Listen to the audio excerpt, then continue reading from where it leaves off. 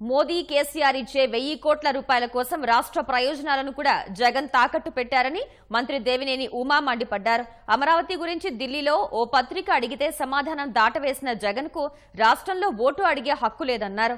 జగన్ కేసీఆర్ కలిసి హైదరాబాద్ లో తెలుగుదేశం సానుభూతి పరుల సంస్థలపై దాడులు చేయిస్తున్నారని ఆరోపించారు. ఎవరెన్ని కుట్రలు చేసినా ప్రజలు మళ్లీ చంద్రబాబుకే పట్టం కడతారని దేవినేని ధీమా వ్యక్తం చేశారు.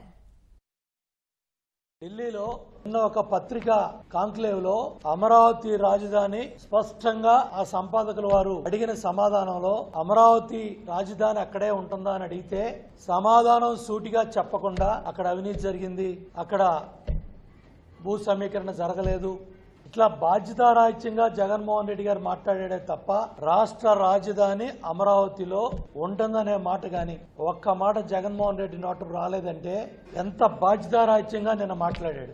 రాజధాని మీద ఇటువంటి అభిప్రాయం ఉన్న వ్యక్తి రాష్ట్రంలో ఓట్లు అడిగే నైతిక హక్కు ఉందా?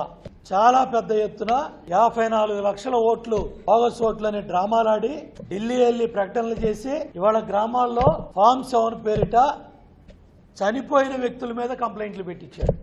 విశాఖపట్నం రైల్వే జోన్కు వచ్చిన ఆదాయాన్ని పక్క రాష్ట్రానికి ఇస్తే ప్రధానమంత్రి గారిని ప్రశ్నించం. ఆంధ్రప్రదేశ్ రాష్ట్ర ప్రజల్ని ఇవాళ బీజేపీ కేసీఆర్ ఇస్తున్న 1000 కోట్ల గిఫ్ట్కి నువ్వు తాకట్టు పెట్టావు.